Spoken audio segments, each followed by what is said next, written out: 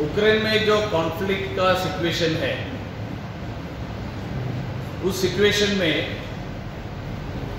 अपना जो mission Kyiv में है, वो हर पल वहाँ परिस्थिति जो बदलते रहते हैं, उसके आधार पर भारत के नागरिकों को जो यूक्रेन में है उनके लिए एडवाइजरी निकालते हैं।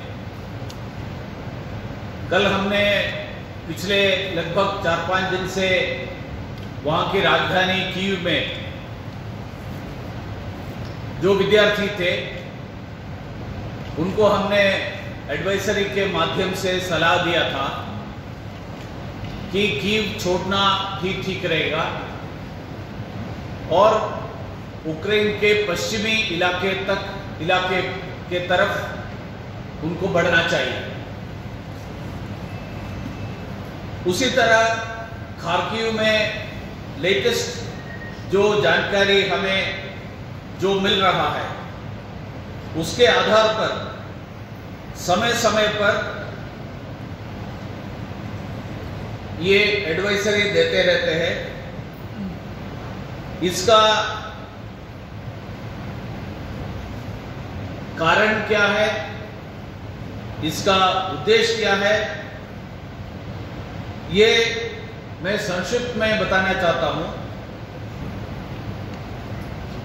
वहां की परिस्थिति, उसकी गंभीरता को देखते हुए समय समय पर, क्योंकि ये जो आप एडवाइजरी कह रहे हैं, उसके पहले एक एडवाइजरी हमने जारी किया था कि अभी वेस्टर्न बॉर्डर से के तरफ मूव करना ये संभव नहीं हो पा रहा है और इसलिए सबको खार्किव में रुकना चाहिए। अभी एडवाइजरी का मतलब है अभी निकलना सुरक्षित है, ये मानना चाहिए, इसका मीनिंग। तो इसलिए वहाँ की परिस्थिति के आधार पर भारत का मिशन ये एडवाइजरी जारी करते हैं और मेरी जानकारी में ट्रेन्स के माध्यम से 1200 तक विद्यार्थी ऑलरेडी या तो ट्रेन स्टेशन में पहुंचे हैं, नहीं तो ट्रेन से निकल चुके हैं। ऊना डिस्ट्रिक्ट का दिशा कमेटी का meeting, district development coordination and monitoring committee, जिसमें 54 सेंट्रल सेक्टर और सेंट्रली स्पॉन्सर्ड स्कीम्स, इसका रिव्यू होता है। इन स्कीम्स का रिव्यू आज हो गया। मीटिंग में प्रत्यक्ष रूप से और वर्चुअली अपने खासदार बारने जी, प्रकाश जावड़ेकर जी, गिरीश बापट जी और सुप्रिया सूले जी भाग लिए थे।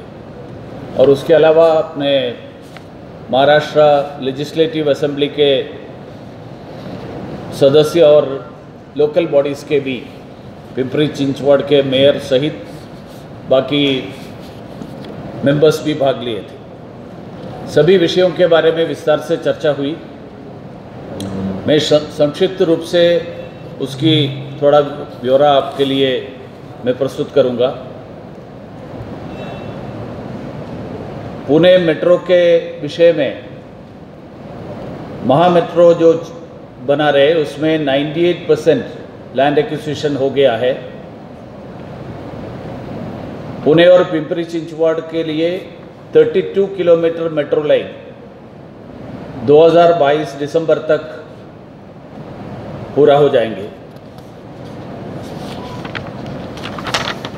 पुणे म्युनिसिपल कॉरपोरेशन में भारत सरकार के समर्थन से 82 सर्विस रिजर्वायर्स बना रहे, जिसमें 38 रिजर्वायर बन गया है। इसके अंतर्गत अमृत स्कीम के अंतर्गत पुणे सिटी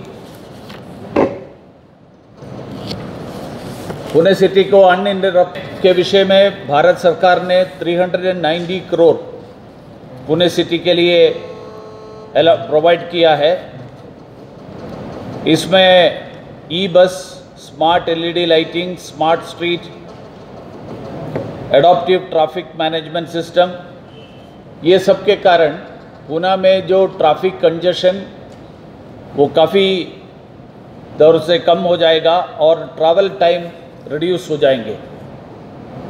पिंपरी चिंचवड़ के लिए 391 करोड़ स्मार्ट सिटी प्रोजेक्ट में भारत सरकार ने प्रोवाइड किया है।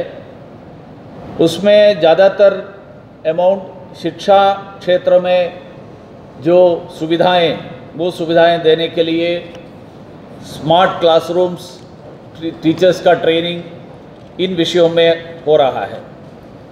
प्रधानमंत्री आवास योजना में पिंपरी चिंचवड़ 72,000 यूनिट्स का कंस्ट्रक्शन का टारगेट किया है। रूरल एरियाज में 11,000 हाउसेस घर बन गया है। 4,700 घर अभी कंस्ट्रक्शन चालू है। मैं अभिनंदन देना चाहता हूं कि पुणे सिटी कॉरपोरेशन को देश के 5वां स्थान सबसे क्लीनेस्ट सिटी के नाते पुणे कॉरपोरेशन एडजस्ट हुआ है। उसके लिए मैं सब अभिनंदन देना चाहता हूं। जल जीवन के मिशन के विषय में 1849 वाटर सप्लाई स्कीम्स अभी तक प्लान किया है। भारत सरकार इसका जो खर्चा है उसका 50% भारत सरकार प्रोवाइड कर रहे हैं, 2327 करोड़। उसके लिए ये जल जीवन मिशन का इम्प्लीमेंटेशन के लिए ज़रूरी पड़ेगा।